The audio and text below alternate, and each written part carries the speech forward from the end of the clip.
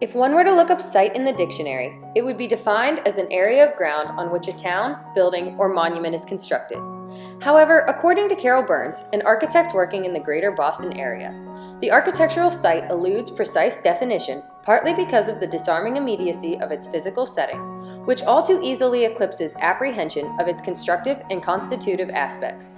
This means that it is difficult to define site due to the overlap of the land upon which projects are built and the buildings themselves. We, however, believe that site can be defined as both the area where something is being constructed and the constructions which occupy this area. Confusion can occur when mentioning site because of the duality of this definition, which can cause people, such as Burns, to claim that there is no exact definition for site. Once site is defined, one must decide how to approach changing it. Burns calls attention to two different ways one can approach site. The first is cleared site.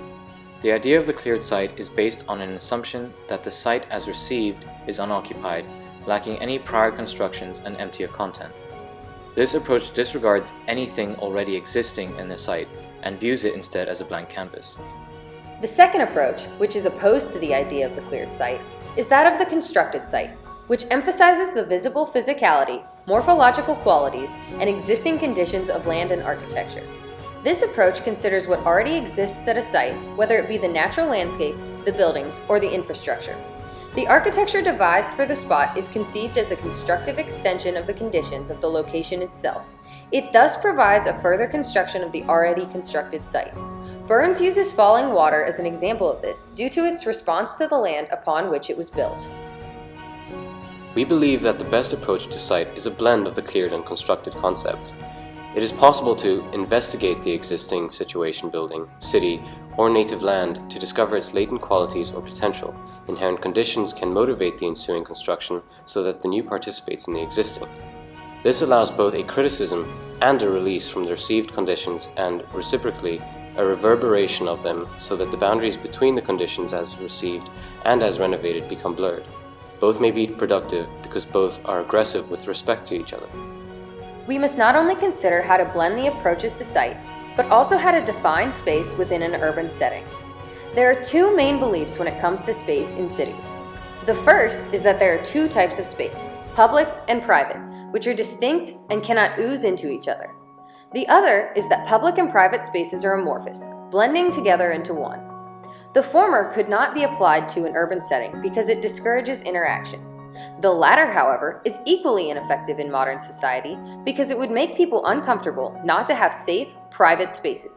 We disagree in part with both options and instead think that there should be separate spaces which coexist.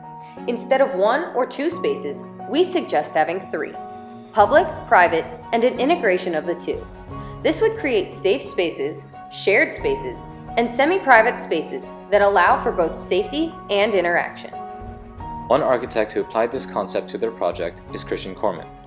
When working on the Rotterdam Central District project, Corman and his partner Elma van Boxel began working on renovations on the corner of a vacant building in the downtown district of Rotterdam in order to prove that there was little need to clear the site for additional buildings. They aimed to create an urban environment which would attract people to the formerly desolate street by providing facilities that encouraged the use of the space. Corman's work eventually, however, faced another challenge, that what had become a hub of entertainment and commercial activity was isolated from other popular downtown locations. In response to this issue, Corman and his firm proposed the Luchtsingle project. The project was designed to connect three separate locations within the downtown district by extending a bridge from one location to another, passing through the very building Corman and his partner renovated. With this, Corman achieved the aforementioned semi-private space. Corman's decision to renovate instead of rebuild exemplifies a constructed site approach. When planning for urban change, architects often have to make a decision between renovation and rebuilding. Robert Moses, a New York City bureaucrat and politician, claims that in municipal planning we must decide between revolution and common sense. Moses does not approve of what he refers to as radical planners, or people who propose inordinate change. According to him, many radical planners habitually compare municipal diseases and cures to those of the human body. A person requiring a Band-Aid and a person requiring surgery have very different afflictions. The same goes for a site requiring renovation and a site requiring rebuilding. Moses opposes the surgical approach, but we would argue that it is sometimes necessary. Some problems are too big to be solved by renovation, whereas other problems are too small to be solved by rebuilding. Architecture requires immense planning, for which the architect must act as the doctor of a site, whose responsibility it is to come up with a proper diagnosis. An example of this dichotomy, which can be found within one of the world's great urban centers, New York City, is the High Line as compared to Central Park. The High Line is a renovated, elevated railroad track that has been transformed into a park, which also functions as a walking path across much of Manhattan. Through small changes, the site has become more functional. Central Park, on the other hand, was created through radical change. In the mid-19th century, the planning for this project began. Over the next 2 decades, the project was made a reality. It required displacing roughly 1,600 poor residents.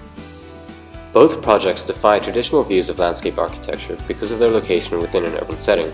Zerniak argues that landscape architects too often conjure up images evolving from 18th century landscape gardens when thinking of nature.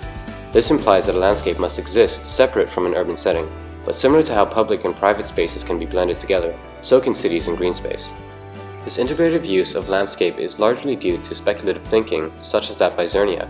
Suggestions, such as the one from Zerniak, that landscape architecture should be based on more than just 18th century paintings, are catalysts for change. This can lead to things such as the High Line. When architects choose to make surgical changes, it typically involves disregarding preservation of historical sites.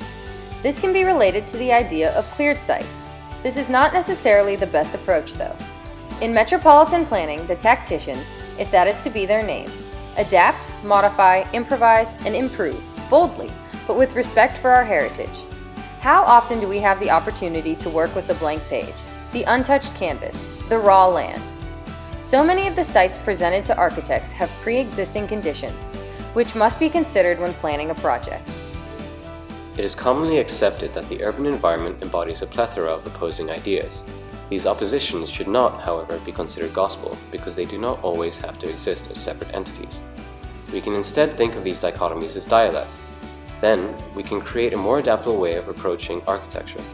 By blending the two sides of each concept, such as how to approach site, how to separate space, and how to reconstruct the built environment, we can create more effective means for developing architecture in modern society.